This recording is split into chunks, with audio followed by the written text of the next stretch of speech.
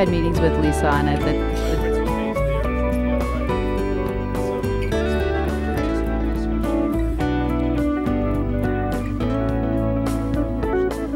I'll cover that with Kate in our briefings when we go over how exactly she wants the material going forward.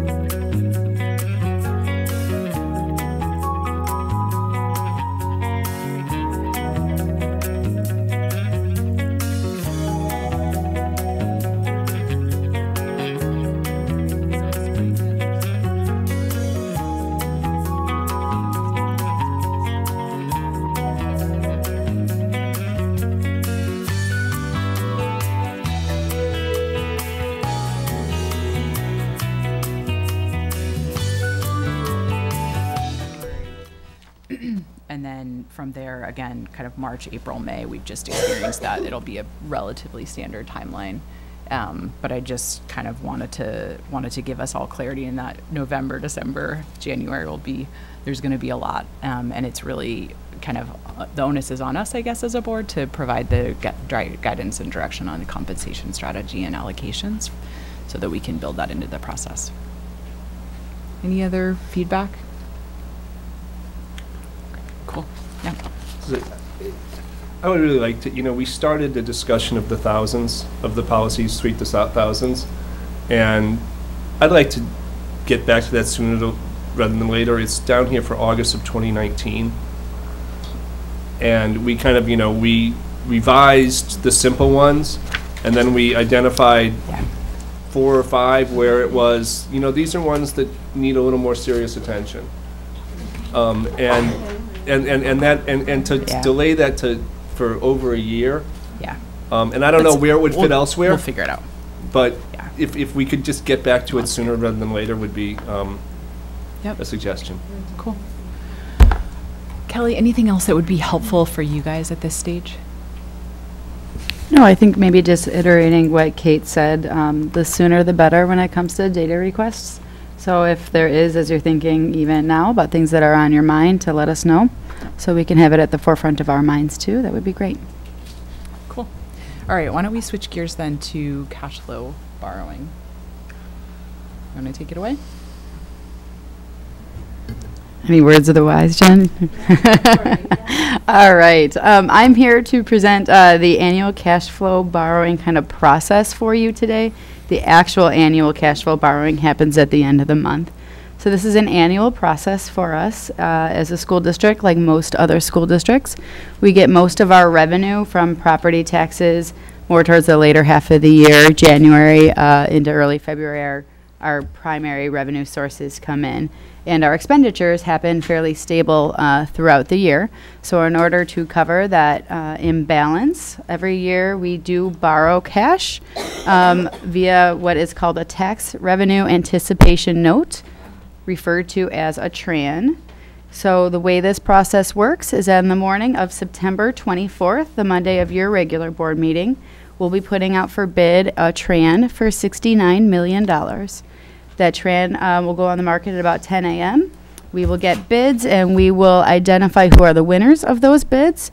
And then we will give you kind of the award package just prior to that regular board meeting, putting it in board docs. I'll present to you the winner in the regular board meeting, and hopefully you will all vote and we will have our cash borrowing underway. Regarding the actual $69 million, there's some good news in that. It is $3 million lower than last year.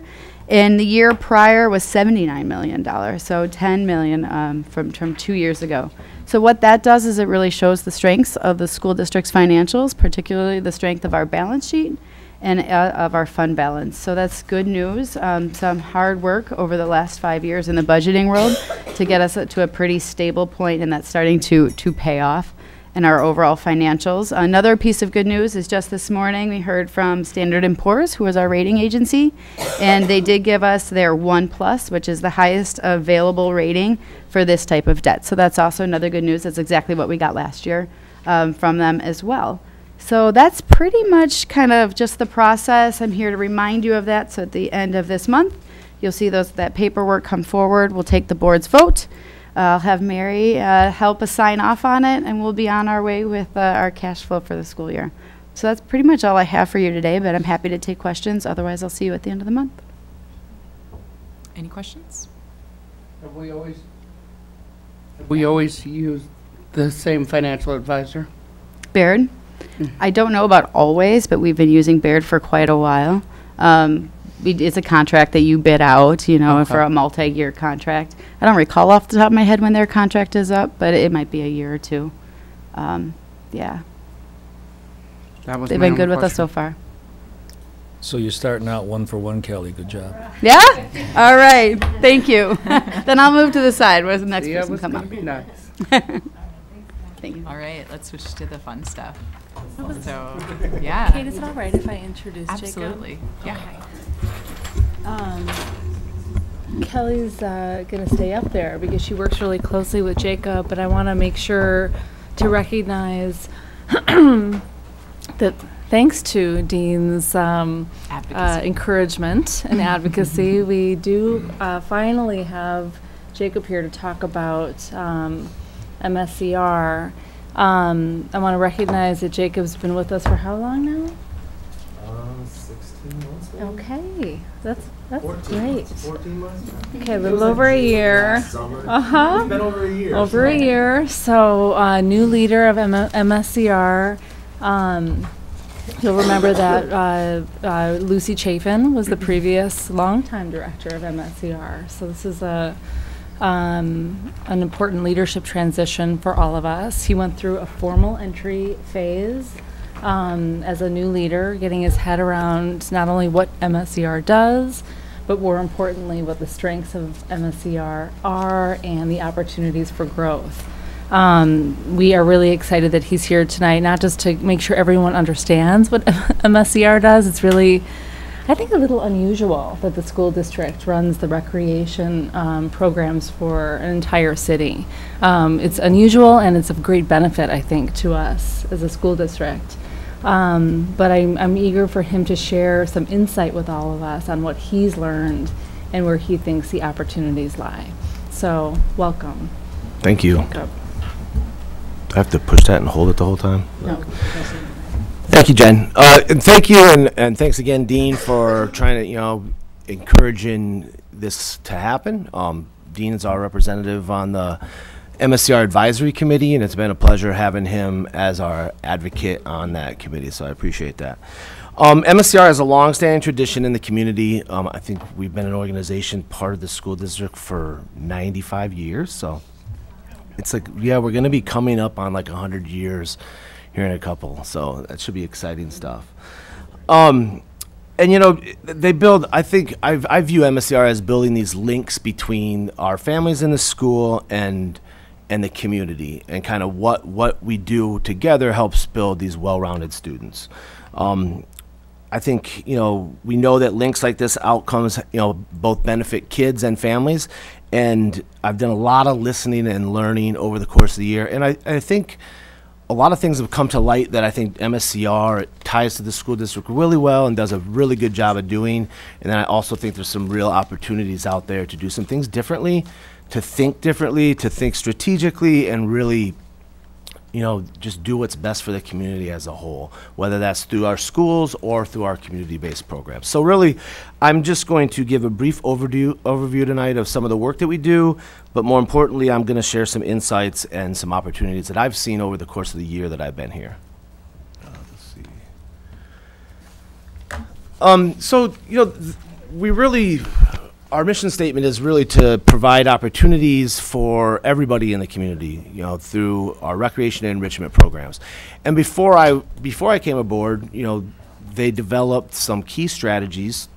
It was actually right before I came aboard, right in 2016, 2017 school year.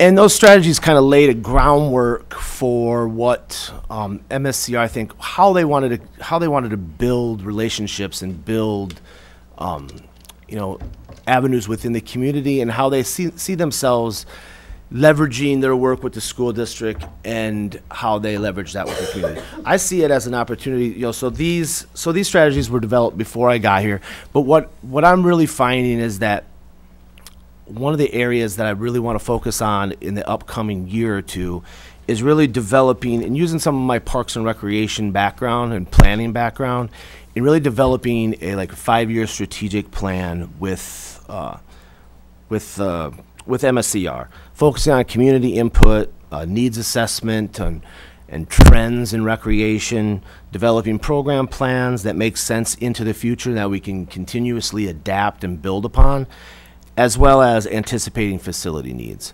And I think as we play some of this out tonight, a lot of those things come to mind when I'm talking about other opportunities in some of our program areas. So I wanted to just lay that foundation there, that I really see all this as an opportunity to really strategically think about what we're doing in the organization. So next I'm going to go into some of our program areas, and I'll start with our after-school programs. We have 17 elementary sites. There's 15 elementary schools that we're in, and we're also in the Allied Learning Center, and we're in Meadowood Neighborhood Center. We have after-school programs in both of those. So out of those 15 schools that we're in, I think we're in 14 of the 14 of the highest low-income schools that the school district has. I just say that because there are other providers, and I think across the city we do a really good job from all aspects of providing after-school programs. But some of the schools that MSCR are in are some of the ones with that need the most attention, and I think MSCR really puts itself out there to be that provider. A lot of those schools are CLC fundings, and we'll actually talk about some of those funding challenges here in a bit, because I know some of you are familiar with the CLC funding challenges. But some of the challenges that I've noticed within our after-school programs is really staffing. So we run the summer recreation enrichment camps, which is an extension of summer school. So all the kids in the summer school program, they spend their afternoons in our Shrek programs. So we're at those schools, we're providing opportunities for those kids to recreate and have enrichment programs.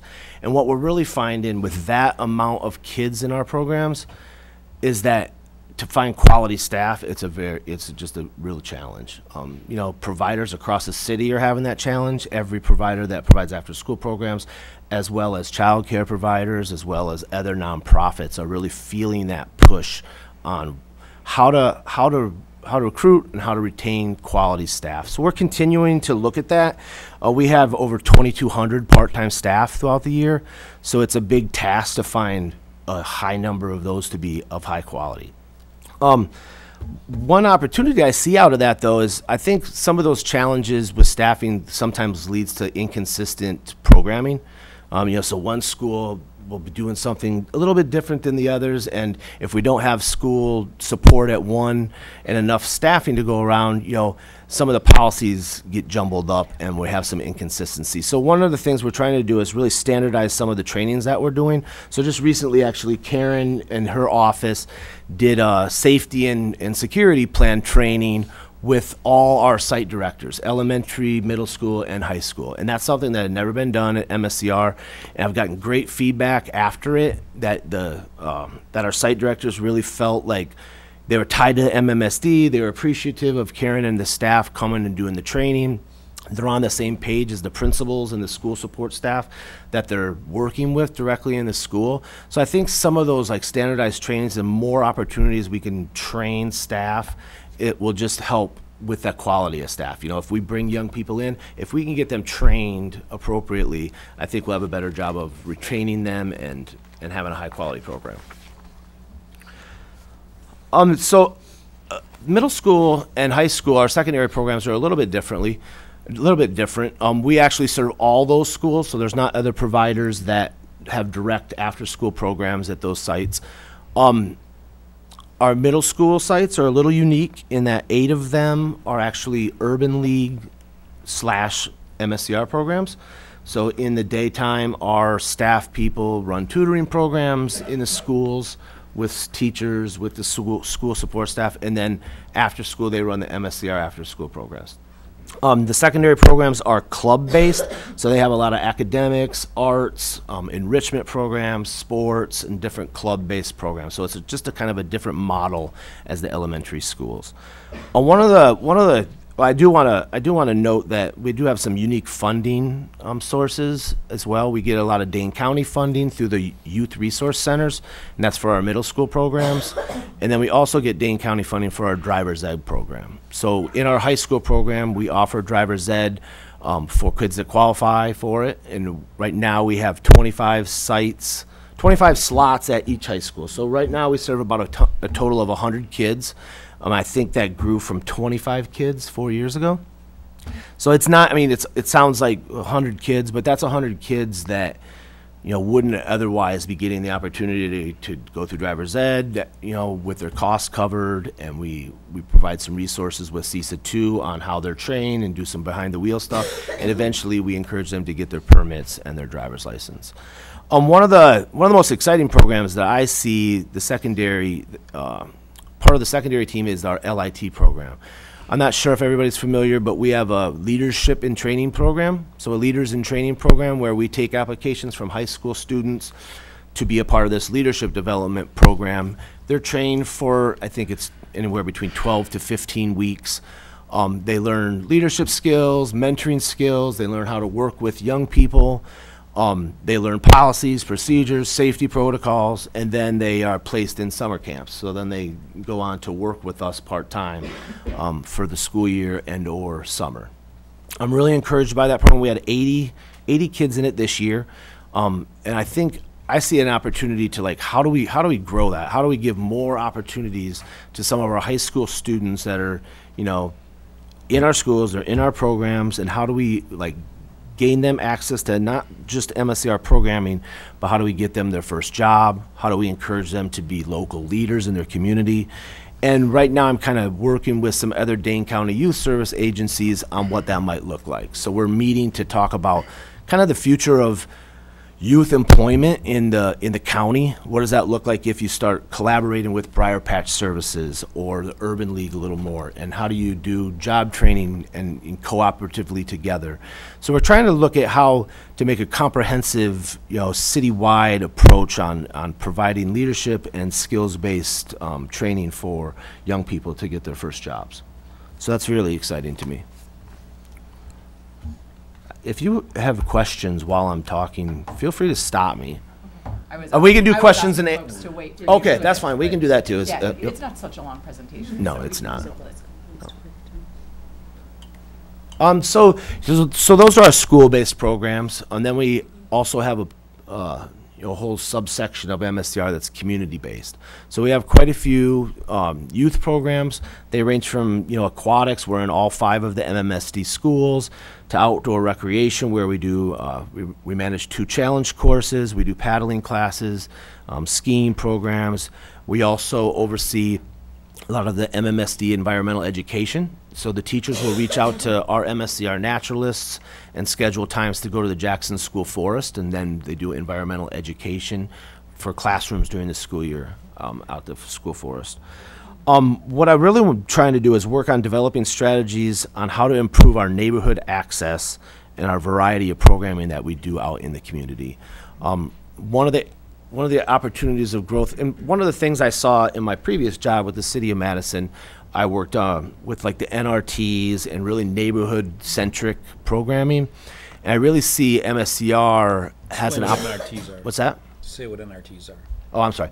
NRTs are neighborhood resource teams. So the city, through the mayor's office, years ago, they have identified resource teams in specific neighborhoods across the city. And they meet regularly and try to brainstorm resources and bring opportunities to that neighborhood. And they also work with community agencies in that neighborhood. So I think one of the things I developed from that was a really good, sound relationship with a lot of neighborhood organizations across the city.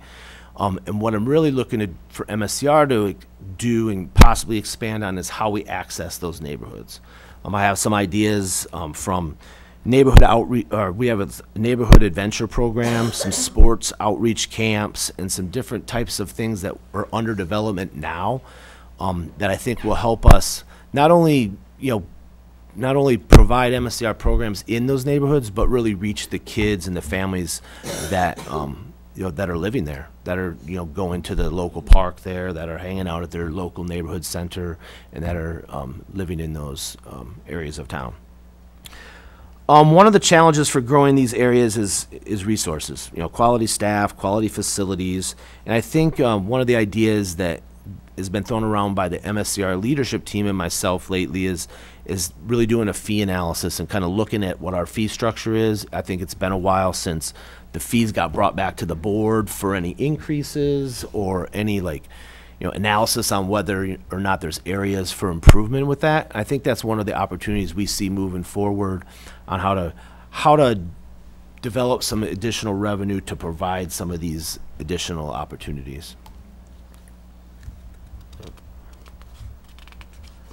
Inclusion services, MSCR serves over 4,000 young people in our inclusion services department, and that's across the board, so that's not just in one specific program. I'm really proud of our inclusion services because it really touches and has a fingerprint on all our program. It is, a major portion of it takes place in elementary programming, after school programming, Shrek in the summertime, and a lot of our summer camps. But we also have it in our sports programming and our outdoor recreation, and it really allows kids with disabilities to be included in our programming, and such to the point where we have 2 full-time staff, and one's a certified therapeutic recreation specialist, which is a really an important for a recreation department in general to have that, to kind of to look at ADA standards and to really elevate that program. And this last year we were awarded the 2017 Excellence in Inclusion Award for the National Recreation and Park Association. So that was exciting. We put together a presentation and submitted it to a copy of that presentation? Oh yeah, actually there's a link in the I couldn't get mine to open. Oh, I can see that we get something sent out. Yep. That was the presentation that we presented to them. Yep, and it has a lot of information in it. It's a great little video. Our budget has averaged around $700,000 the last 5 years, and I think that consistent funding by the board has allowed us to serve so many families. We could click on it and watch it. Oh, you guys all clicked it. Yeah, it probably has some sound to it. We're gonna know who's in the back clicking it on their phones. As far as clicker here, adult programming, we serve over 40,000 adults yearly in community-based programs. as far as we serve over 21,000 in fitness, so I think that makes us one of the largest fitness providers in the county, which we're really proud of. We operate all of our adult programmings either at the MMSD facilities or MSCR sites or park sites. And that is actually one of the challenges that we see right now and into the future. Like, there's an ever-growing need of people that want in the MMSD buildings. Well, I also oversee the facility rentals business for MMSD, and that's it's a challenge. School clubs, MMSD sports teams want to go longer. There's just more and more users that want in the buildings. And then if you add MSCR into the mix of it, kind of really finding how that works together is becoming a challenge. And I think looking at new ways we can collaborate with the outside users that we do use. For example, we use a lot of park sites, for outdoor sports and fitness classes. And we're starting to work on our new 3 years, contract and agreement with them. And we met today.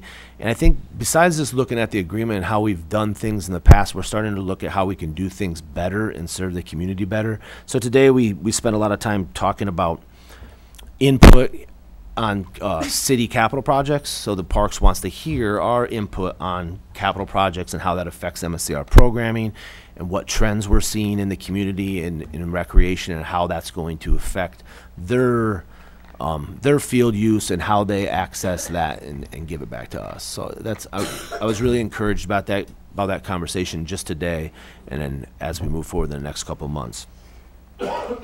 We're also anticipating so we have 2 activity center sites. MSCR East is on Cottage Grove Road, and MSCR Odana is on Odana Road.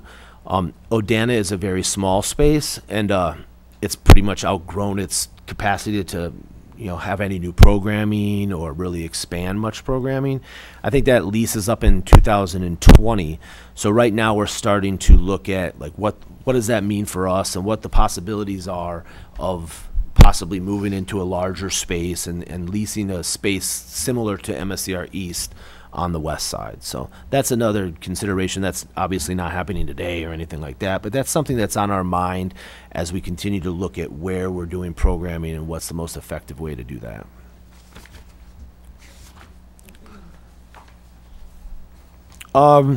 So this is kind of the scale and scope of our revenue sources. We have been rather stable 5 years, which has allowed us to grow, innovatively by doing things internally. And I mean that by like shifting jobs and responsibilities. We had a retirement, so that allowed us to kind of creatively restructure some positions and create multiple positions out of one. And we just been kind of looking at how we restructure things without having a lot of asks for the budget. Because our budget's been rather stable for 5 years, we've had that ability to do that, which has been nice. And obviously I haven't been here that whole 5 years, but the fact that it has been like that has allowed us to, do things last year and kind of start creating things for this year that we're really looking forward to. One of the large challenges I mentioned earlier is, the CLC funding decreases. So we've had over $300,000 lost in the last 2 years in CLC funding. And to be honest with you, we anticipate that trend to continue. I'm not sure at what level or what capacity. I think the encouraging note of that is that this year we have less schools that are up for reapplication. Like last year we had quite a few, which was a challenge because then we're all competing against each other and other schools. So one of the pluses on top, on the CLC note is that the board allocated, I think in 2017, 2018, so not this school year, but last school year, they allocated $150,000 to create alternative CLC programs to continue having those programs at those schools, and they just look a little bit differently. And we've actually been pleasantly surprised by the response that we've got from principals at the schools and how much they like that model, actually. It allows us to do a lot of academic programming like CLC did, but then it also allows, I think, the principal and that site director to kind of think outside the box and how they partner with local organizations and how they bring like different clubs in and stuff. So we have been successful in that. I don't know like how long that $150,000 is going to maintain if we continue to drop CLC sites. That's the challenge, right? I mean, the challenge really looks like, if we can anticipate which, how many are going to be dropped, and what that funding ask will be. I'm trying to, There's one more page. Can you? I know, but I was waving to get in the queue. That Oh. was all. Thank you. Oh, yeah, well, and then that was really the last, this is the last slide, but it's really just a kind of an overview, highlighting the areas in which we serve and some of our stats, and at that time, I was just going to open up to any questions. There's clearly interest. I know once I hit the revenue slide, there was going to be a lot of questions, so. All right, Nikki, and then teacher. One that's, did we have any flood damage at any of our sites from the storms, and did any programs have to be moved or canceled? Good question. Yes, we did. We weren't affected. Luckily, we weren't affected at the schools that were threatened, like Lapham and Marquette and O'Keefe. We would have been affected if those schools would have been. But the program site that was affected is our pontoon program at the Tenney Park site. So that was totally underwater.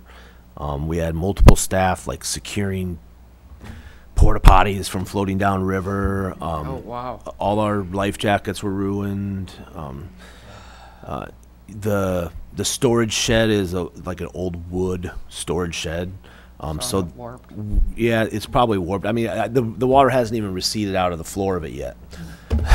So actually, Parks and I are working on like whose exact responsibility is for what part of it, but we're also Chad Weezy and Steve Ryan and I have been tracking like not just the damages and pictures of it, but also the programs that had to be canceled, what revenue we lost out on because of it, because we basically had to close about a month early, and we had to cancel quite a few trips, and a lot of people were disappointed. But we also had some outreach programs still, with schools scheduled that we missed out on as well. So yeah, that site was affected, but that's really the only one. And just two more while I'm here. In the leadership and training, is that possible for any youth, including youth with disabilities? Yes. And my last one, do you guys, and it's probably the material and I may have skimmed over it, do you guys provide scholarships for low income? We do. Yep. So we have a fee assistance program for our child care programs at the schools.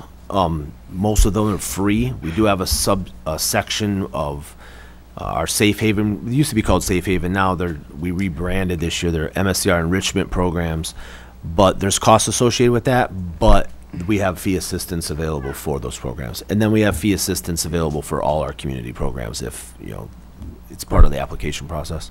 Great. I'm going to start with the CLCs. Okay. And Yeah. First off, we also funded, I think, 40 odd slots at Leopold this year in the budget. So not only did we do it last year, but we did it I'm sorry, yeah, we did that this year. Yeah, you are correct. And just wanted to say, but No. we're not abandoning it. We're not abandoning that commitment because I think it's a very important commitment, and I think that it's one of the most important things that is part of this relationship between MSCR and the school district, and one of the ways that we should be working closest together is the after-school programming. I think it's just and the enrichment program and the summer programming and all that. The CLC grants are competitive, and and I understand that they're competitive. I understand that lots of people want them, and lots of people have good cases to make for them, but we're losing the competition. And I guess that what can we do to start winning the competition? I mean, do we need to? Is it past records of ones? Is it how we're selling what we're promising to do? Is it, I mean, there's something we're not doing right because, again, we're doing something right because we're getting some, but there's other things we're not doing right because we're not getting as many as we used to. And so how do we win? So And if we have to do short-term commitments to do things to like boost up so that we can win and in the long run make the investment to, you know, to get the Fed money in the future, what can we do? Yeah, TJ, at the end of every grant cycle, we debrief with DPI on every single application to learn what we did well and what we can improve on. And what we do know is that 2 years ago, when we started to lose the funding, the formula changed. And the formula literally changed not in MMSD's favor. So there is nothing we did or did not do. The formula changed in the way we are just set up. Allowed other school districts and individual schools to have more advantage than they did before. So we were winning a lot more because the formula used to be kind of bend in our favor, and now it just bends a little bit in the opposite. And so that's just one piece. And then there is a percentage, you're more likely to win based on the percentage of students you serve. So larger schools like Leopold that have such a large number of students have a very, very hard time meeting that percentage because of the number of students, which is one of the reasons we're trying out this model with Wisconsin Youth Company, because then potentially in the future, we can not only count the students who are in the MSCR program, potentially also by working with Wisconsin Youth and the students in Wisconsin Youth. And if we present those numbers together as one, because we're in a partnership in the future, we increase our likelihood of winning, and that is our goal for the future. It's Yeah, why if we're those kind of structural things piloting can be this year. changed, and if those structural Yeah. things require investments, and if you can, you know, not this month, but if we can have that included as like an attachment to an update, kind of a debrief for the board on that, because you know, these are key. This also kind of, thinking about these reminded me of one of the issues that not only with facilities and access, and you talk about bringing things to the neighborhood, but accessibility and transportation issues. Yeah, I And forgot to ask on that. in our after-school programs, do all the MSCR programs provide late buses, or just the CLCs, or just some of them? No, all our sites provide transportation. Yep. And like the Wisconsin Youth Company sites don't provide late buses, right? I mean, Correct. and so I guess that's. I can't the speak. distinction. I don't want to speak directly for them because I'm not sure what their transportation. But I don't think so. And, we do. And that's an MSCR budget item or an MMSD budget item? MSCR budget. Okay. And then I guess I want to also We have a quite encourage hefty- when you're looking at facilities and placing programs and things like that to make that as accessible by public transportation as possible. I mean, as you know, I mean, Hoyt's not. I mean, our main facility is not really very accessible by public transportation. And many of our schools, you know, there's some of our schools are right on bus lines. Some of them are 8-10 blocks from a bus. And so just to keep that in mind, especially as you're looking at, you know, what we're going to do on the west side with the things. Transportation is a big part of accessibility. Couple more things. Save that one to last. Our school or after-school site staff, how many hours a week do we are they under contract for? Not the middle school ones who are part of that partnership, which is essentially as full-time, I assume. Yeah, all of our after-school sites have a full-time site One director. full-time, and Yep, then- they have one full-time site director, and then depending on their size, usually they have one or two, what we call them ADs, but assistant directors. Assistant directors, and then program leaders, which are essentially our normal part-time staff. They don't work over 18 and a half hours. I just want In to a talk week. about trying to attract people to jobs, making them more attractive. The amount of hours you have and things like that can be both an attractant and a discourage. You know, it's like, what can you do for 18 hours? For some people, it's perfect, and for other people, it's not. So I guess that if we can work with, and I know we do this informally, but work with our schools to say that, you know, you can have a 30% EA job and a 7, you know, that kind of thing, to find people who want something closer to full time and use that as a recruiting strategy. Yeah, I think that. I mean, I would definitely be open to that. And I guess this, let's hit the last one, and this one might be a tough one, and you can punt on it if you want. The most partnership. In some ways, you're like, you know, the 900-pound gorilla in the most partnership. I mean, you're the biggest. You're a part of one of the partners. I mean, the district you're part of the district, and the district part of it. It's there. And I guess I'd like to have your impressions of how of both the partnership in general and how MSCR is working within it, is benefiting from it. What can be do better for MSCR in the district, and that perspective on it, because we do have, we're one of the partners. We're at the table. So, and again, I understand that this is a difficult one. There's a lot of different people have their different territories here. But I'm curious from your perspective on the most partnership. Oh, that's fine. I won't punt on that one. Okay, all right. More like kickoff, but no. Don't miss the field. No, Everyone watched that game, didn't they? and I don't want to. So I am still learning and getting used to how we interact and what pivotal role we do play in it. Currently, I'm on the the action team. So I meet with the action team on kind of the direction of it, and it's really taken a different direction even in the last 6 months that I've been a part of it. And now that they have the MIS system launched and piloted, and we've become more involved in my opinion. We are helping pilot in a couple of our MSCR site schools in the Toki region over in the Meadowwood area. We're piloting with the MIS system, so we're working hand in hand with most right now this school year on piloting that. And I think, I don't want to speak for Nathan Beck, which is the most coordinator that was hired just this last year, so he's newer than me. But as far as I can tell, and my actual staff would know better than I, but it's going really well to the point where they want to scale up quicker than they had anticipated. So they're meeting regularly about what that scale up looks like, how they can get in more schools. But from an overall perspective, I think you're right. We're the 900, we're that big provider that has all these resources, $13 million of revenue. We're already tied to the school, so we have this inherent one in.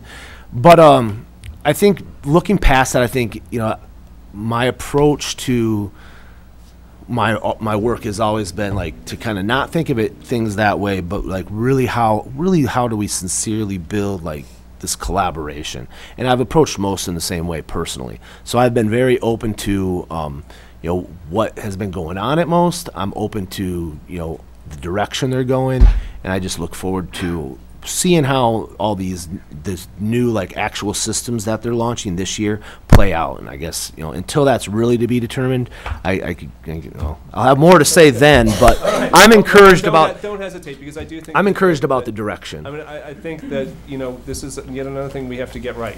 And we have a little more leverage than most of the other people involved in it.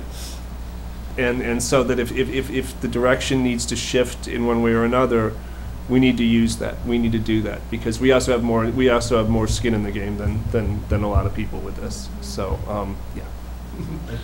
Thank you. Yeah, well, nicely done, Jake. Glad you're here. Thanks. And actually, I had 3 things I want to mention, and similarly to what TJ just left off, I'll pick that up, and I think that what you just mentioned at the end of your response about continuing to collaborate with the community partners we have through MOST and others, and as MOST grows up, because it's not yet, it's not fully established itself as with all the best practices that these programs have. They can partner with us, and we can collaborate with them at a higher level. So TJ is right. These programs can collaborate better in ways that don't even exist right now. So and that will assist us. A couple other things. I kind of joined with you, and as you learned and figured everything out this last year, one of the things that was a pretty glaring issue was the composition of the advisory committee itself. It does not reflect in any degree the participants of our program or our community, and not in any way. So there's a weakness there that I think that as we've discussed it, as we begin to recruit and search for including additional members on the committee, and one of the strengths that these new members could bring was not just the community impact, the impact of people that are actually using the programs primarily, but also I think in the other category and revenue sources there, we don't do badly there. 280 grand is pretty good successful fundraising, but I think we could double that easily by increasing not easily, I think we could shoot for a goal of doubling that by recruiting members to the advisory committee that have experience in this. And there are many people that would impact, and we impact 110,000 people in this community.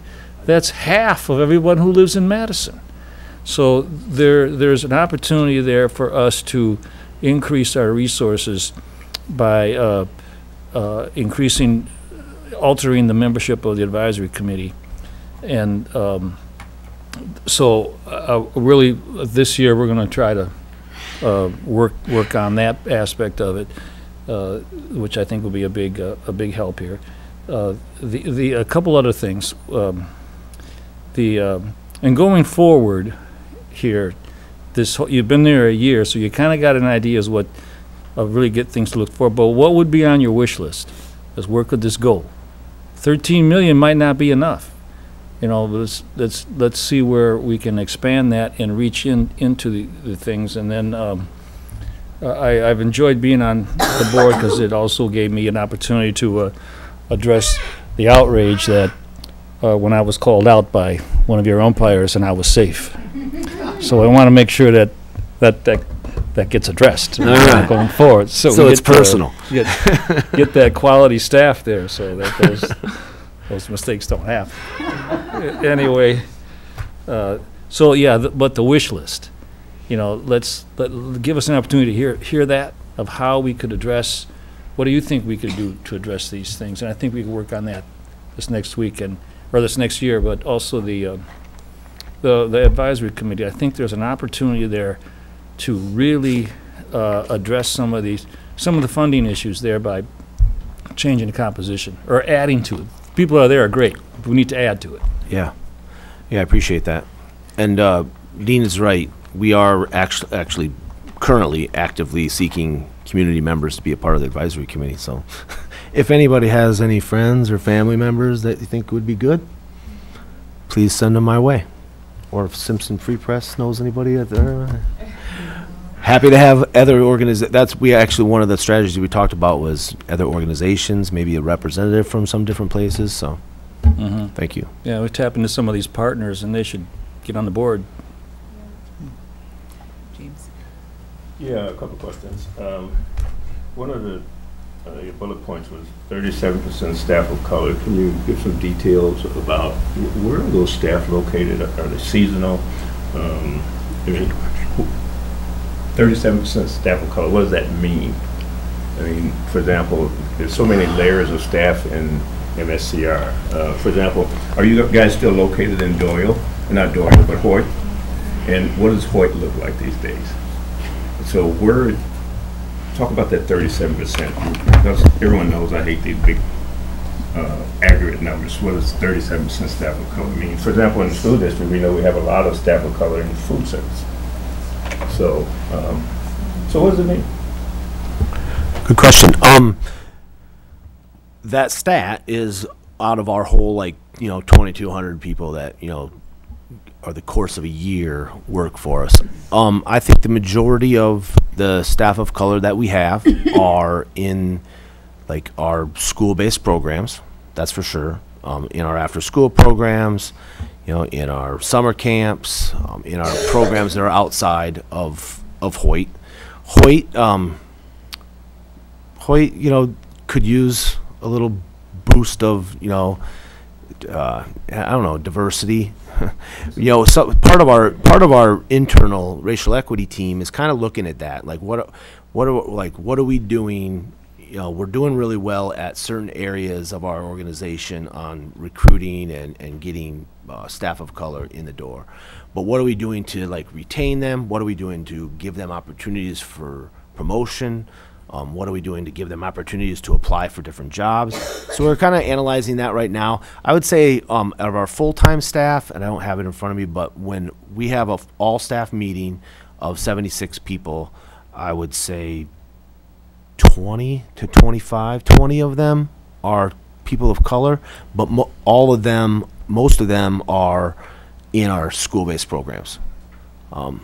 So site directors, TJ asked about the full-time site directors. The majority of our full-time site directors are people of color, but they're at the school. So you know, if you know MSCR from community programs, if you know it from a basketball league, if you know it from adult sports, it doesn't read that story. If you go to Frank Alice Elementary, their full-time site director, all the program leaders, it tells a different story. So I think what our challenge is, and I thank you for bringing it up because I see it as a challenge. What our challenge is how to make that more representative on all areas of MSCR. And I appreciate that. You know, I'm by no means critical of MSCR.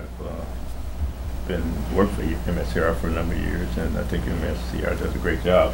But at the same time, we should never get complacent. We should always seek to improve. And I do think that we need to look at Hoyt and see how we can bring some diversity into that level of MSCR. So I would encourage you and administration to continue to look at that. And I appreciate the fact that you said that you stated that that's something that you will be looking at. My other question is, and I think you mentioned this about the tension between adult programming and our students, and you know, how is it determined? Yeah.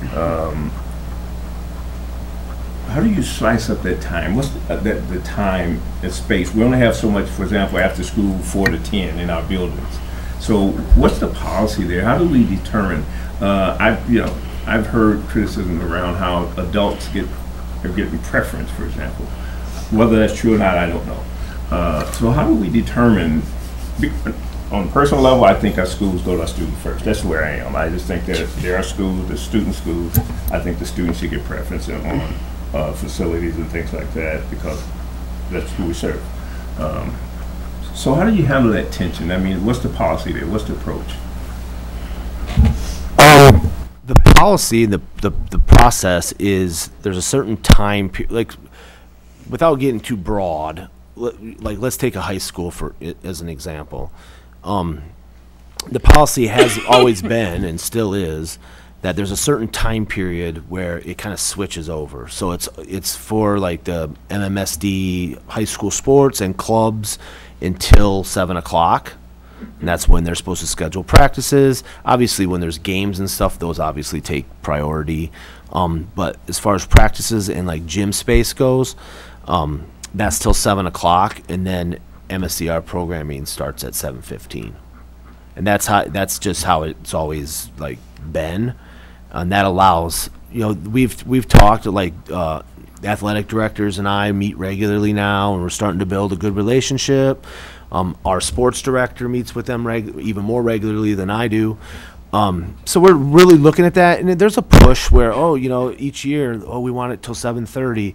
I guess the balance is like, is if we started programming at 8, for example, then 7, people are going to be at the schools till 11 o'clock participating. So there's a balance, but right now it's set by a certain time period. So there's a time period when the schools have, you know, priority use up until a certain time, and then it transfers over to MSCR. Is that a collaborative process between MSCR and like school administration, principals? As far as I know, it has been.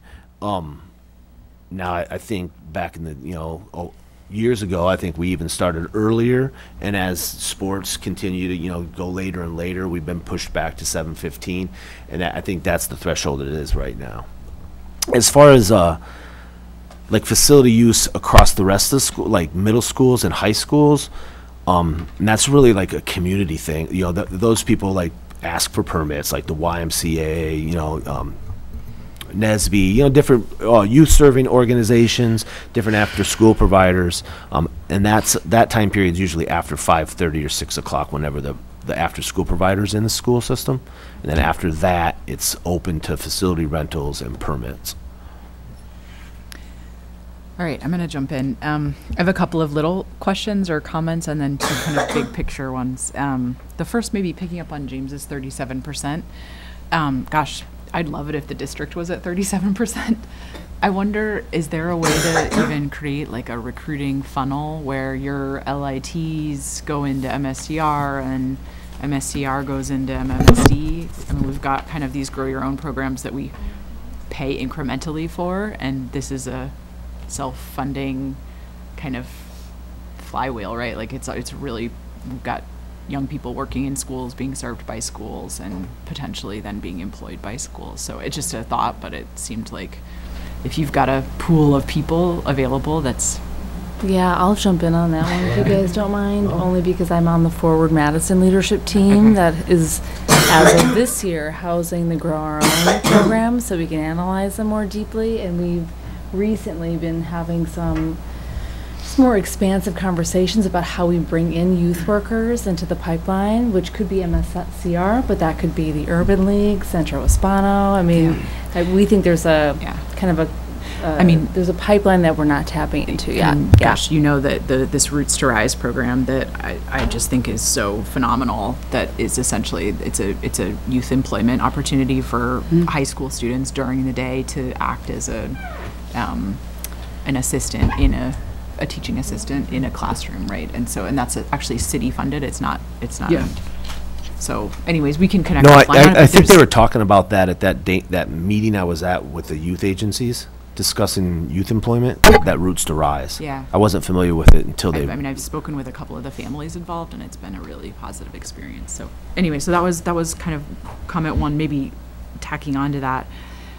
Could you speak a little bit about kind of mindfulness or dance programming that we offer in schools, even during the day in schools? I'm thinking about how we could diversify some of our, like, I don't know, I know we bring in dance instructors from the outside at some of our schools during the day, but I don't know if that's, who does that, if we do that, if it's...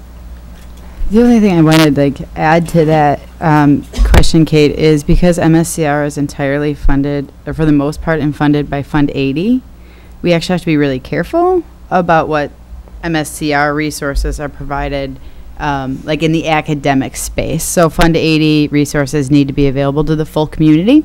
And if we provide something for MSCR like solely in the school day, there's just very careful parameters by which how we do that. So it kind of limits a little bit. Maybe reframe my question to before and after school time periods. Actually, that's I was thinking that when Kelly was answering that. That's actually something that came out of our equity team work. We were talking about, like, we have this built-in population that we're serving, right? So we're serving thousands of kids in our after-school program. But then when you go to our dance program at Hoyt, it looks totally different than our built-in kids that we're serving. So we were actually talking about how we tap into that. Like, can we do a dance program at I keep using Frank Alice because it just comes to my mind for some reason right off the bat. But any of our elementary schools that we're in already, could we provide a dance program in the gym there, as opposed to kids signing up and going across town? Could we bring a flag football camp to that school as opposed to kids signing up and going across town? And so I think actually we are starting to look at how that looks and what that would take to do some of that. So that's a great suggestion. It's something that's on our radar. Cool. I will admittedly say that it's not something that we've done very well in the past. Last small question is just on the middle school start time. Has there been any dialogue around before school programming as we shift to middle schools being later? There has not. Okay. I know Michael Herding is starting to talk to our supervisors, Eileen Otis and Ian Hanna, about what the ramifications are about all this different school start times. So I'm not sure before school time has been discussed. It's definitely something that I can ask Ian about and just at the appropriate time put it on his radar. Some circle back on that. So No problem. Okay, two big questions basically go back to your wish list, which is, I mean, this year is a little bit about framing our long-term facility needs as a district, which is obviously very correlated with the city's facilities. You commented around fee structure. I mean, $13 million to serve half of our city feels like nowhere close to big enough to me. And so I would just be curious, take either path you want, but what would something bigger look like, a bigger vision? So take it however you want, but like, if you had a magic wand, what would where would you want us to be in 5 years' time, or 3 years' time, or 20 years' time? That's a great question. If I had a magic wand and literally could fund, what I see already, and who knows how that might evolve in a couple years, but what I see that could make a huge impact right now is, if I had a couple $1 million to help fund it, it would be some type of like recreation center. So it probably wouldn't even be, I was going to say like redo Hoyt to the tune of a couple $1 million, but that could be one avenue. And I think that is part of the long range, study in the year. But if I literally had a magic wand and could really think outside of even that, I'd build a central brand new MSCR recreation center similar to other communities that build, community recreation centers where we could have, a variety of programs. We could have a field house there so we wouldn't compete with high school athletics all the time. We'd still have to use some facility space, but that's like really 20 years from now, that is actually what I hope the goal might be. But that's one thing I see. And I also would love to see, like, half our programming is in school-based programs, and we serve, that's a real focus of ours. A lot of our resources go to after-school programs, which rightfully should. I'd like to see, like, part of the long-range plan, like, MSCR space be included in what the vision of the schools look like. So a lot of times, we're expected to, serve hundreds and hundreds of kids daily for multiple hours, and all we have is for programming space, besides like overlapped with teachers, is like a little closet where we have a desk for a full-time MMSD employee. So I'd like to, hypothetically, like, if I could wave another magic wand on top of the rec center magic wand. Yeah. Oh, I get one. Gloria said I only get one wand. I would have more, like, that's a community side of things. If I could wave a wand for school-based stuff, it would be to, have some dedicated space for MSCR planning and staff to, be a part of the school district in the schools.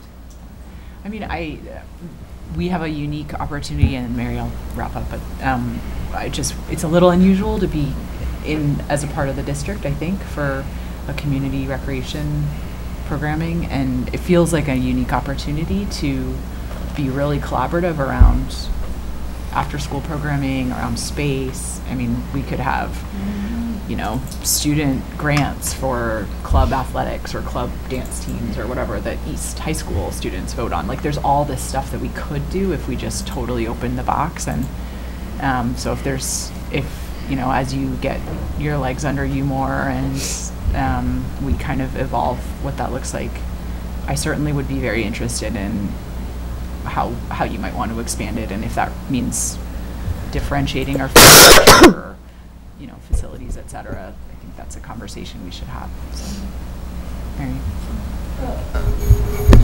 Thanks so much for the presentation and for all of your work. I'm really interested in the school-based programs, and you mentioned that a lot of your budget is there. How much of the budget is in school-based programs? What percentage? Ooh. I would say, well, just from the revenue side of things, probably 30 or 40%. From, between the child care, CLC grants, I don't know, I think Sorry. that's right, but that would be inclusive of the funding we get for the Goodman 50-plus program, which is all grant funded. So I think if you were to take that out, the number may even be a little higher. So, my interest is definitely on the school-based. My priority is about how we're going to raise achievement among students who are not. And I think that that doesn't necessarily mean it's all academic. We're talking about elementary school students and who are in classrooms most of the day, so recreation is important. I'd love to know for our school-based programs, what does success look like for you, and how are we measuring how we're doing with students? Well, success looks like when I go to sites and I see kids engaged with their families, engaged with their staff. I think just the amount of kids that we serve and the quality of programs that I know we can put out is a gauge of success.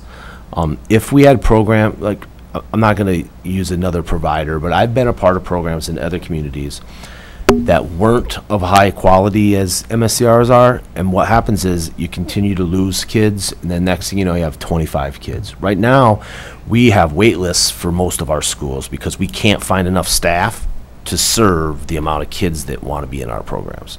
So I think that right there is a gauge for me that we are putting out a high quality program in our schools. Like, for example, we have there's a couple of sites that we literally, we can't take kids off a wait list because we can't find enough program leaders. Because we have a 10-to-1 ratio, and we don't have enough program leaders to service as many kids as what. How do you come to the 10-to-1 ratio? Oh, that's just something that our elementary team probably, the licensing standard through DPI. We're working towards licensing, so a lot of those standards and best practices are set by organizations that most tie into, as well as that DPI turns into. So I think, and TJ brought up the most at the very start. So this is I'm taking all that into account. I think when we talk about 3 years or 5 years or 10 or 20, I mean, what I'd love to see is how are we going to make sure, particularly the students who don't have other affordable alternatives after school, are getting in programs. Yeah. But I think we haven't, maybe we as a board, haven't set what our priorities are for MSCR. Because if we're talking about new recreation centers and we're talking about these things, but we have wait lists on our after-school programs for kids who don't have any other programs, I'd want to be talking about that. But I don't know if that's where we do that or when we do that, or whether, in fact, that should be a topic that the board comes to. But I'd like to know whether it's number of students in the programs, whether we're able to track their academic and behavioral progress. I'd love to have a more in-depth discussion and plan around how MSCR, and maybe it's in conjunction with MOST, is really meeting those needs, and we're looking out into the future, because I think there's going to be finite resources. There always will be, and that's why we have a board. We have to make the decisions as to how we're going to allocate those. But it'll be great to understand what are we missing out on those school-based programs that may move the needle. But I think we'll always look when there's finite resources. We'll always will tell us how it's going to make a difference. And that's why I'd love to get a sense of. Yeah, just 30-second viewpoint on the historical aspects. Yeah. We've always tracked the CLC funding outcomes, and we provide that to the board in the annual report. That's attendance, that's behavior, that's reading progress. It's all tracked and measured. And the reason MOST is moving to IMS is, as a broader community, we wanted to be able to track this for everyone, but MSCR has been doing this manually, the CLC, for years, and I've been part of that process. It's hard and horrible. But moving to the MIS system where we can track it by student ID is a game changer, not just for MSCR, but for the community.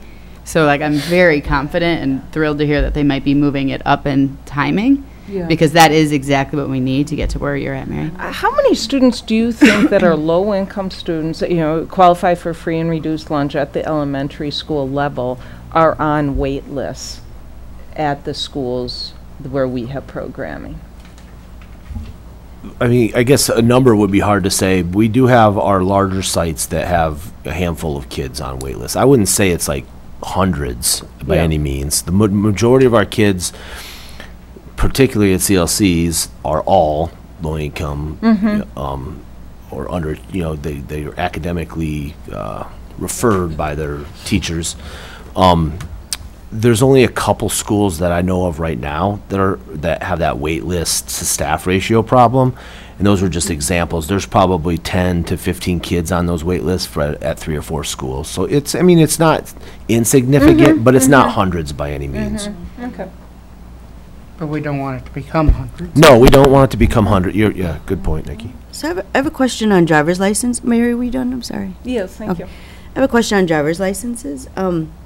And I see that as an equity issue, and it's great that MCR offers that even. And I'm just wondering, I see Dane County funds it for $40,000, right? And you get 100 students. How many students are we not accepting? Or do you know the amount that we're having to? Yes, I do. Yeah. Well, I mean, I don't know, like, besides the young people that apply, I don't know how many more that we could be serving. Right. But this year alone, we had over 250 kids apply for the 100 slots. Oh, wow. Yeah. Just to add And in. they all qualified?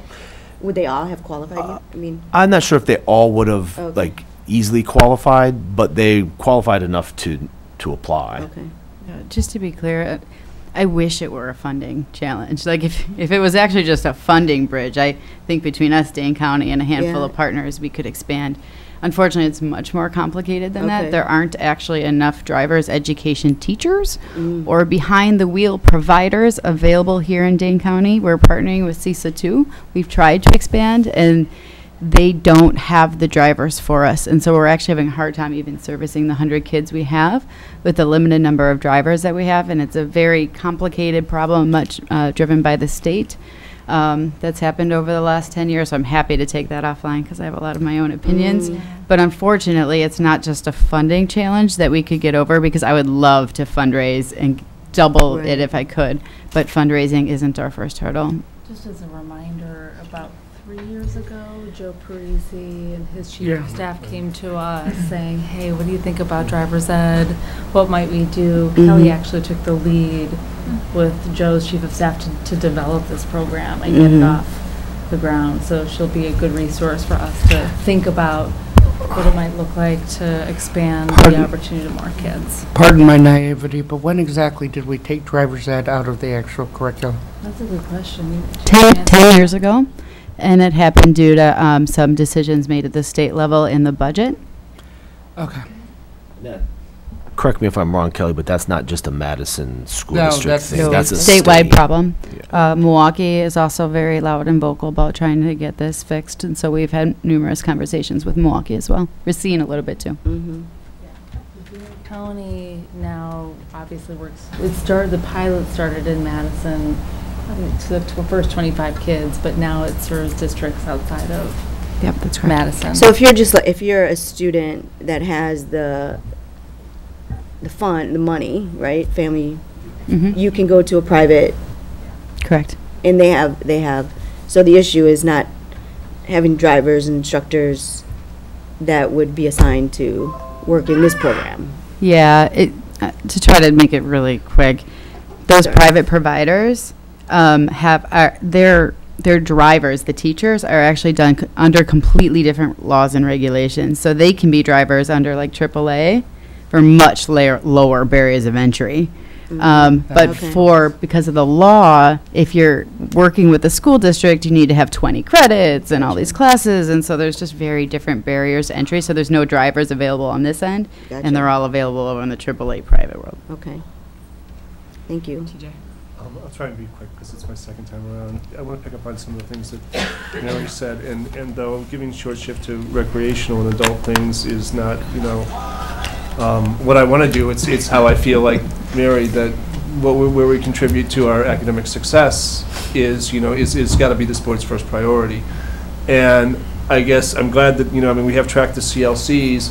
With fewer and fewer COCs, I just want to make sure that we continue to track we have this traditional set of measures that we do with many of our partnerships around student engagement, around homework completion, around academic progress, and that with the after-school programs, whether they're CLCs or not, that we be tracking those, and that we be looking at continued improvements around our investments in these, because we're trying to hold our partnerships to a continued improvement standard, and we have to hold ourselves, and MSCR is ourself. And so I just want to make, kind of emphasize those points that Mary was making.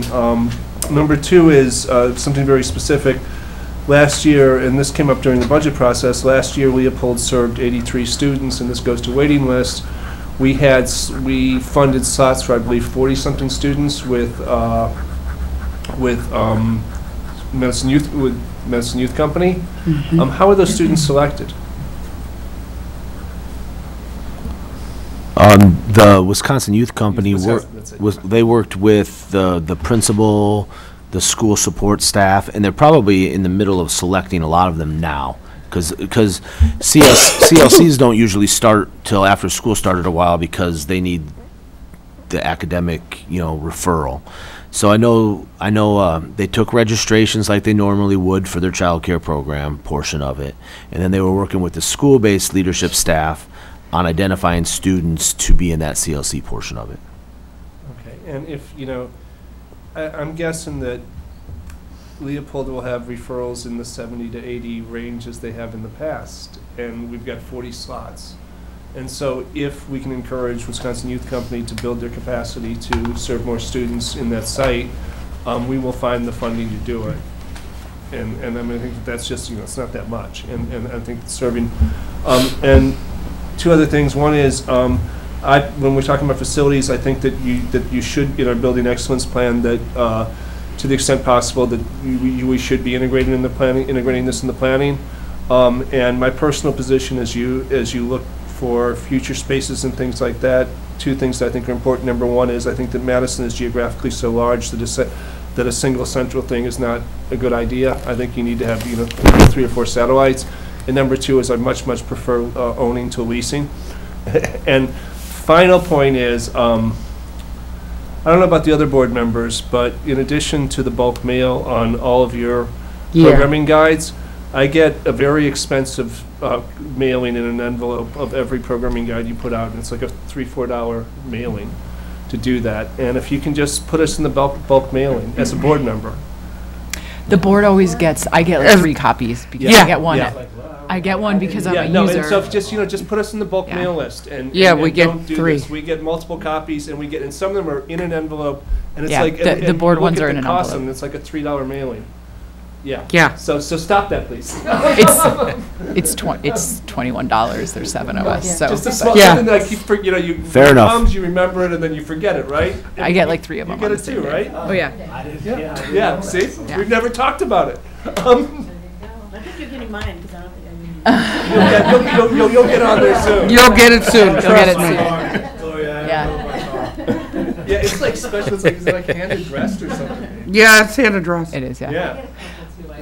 Yeah. We don't need All right. that. All right. I think that maybe wraps it up. I mean, thank you, Jacob, I know you did this on short notice, so we appreciate Thank you you. coming in. Was it short notice? It was No. shorter than No, some. I'm kidding. Yes. I'm kidding. So No. I But, appreciate you guys having me, so thank you very much. Thank you very much. It's good work, and I mean, maybe just to summarize, I mean, I think I heard certainly a loud and clear message that kind of don't let resources be a barrier to expanding access for students to do fun things that all students should have access to do. So and productive. Yeah. So thank you. Just fun. Yeah. All right. A motion to adjourn. So moved. Second. All right. One favor. All in favor? Thank you. Aye. Any opposed? No. Can I? All right. We are adjourned.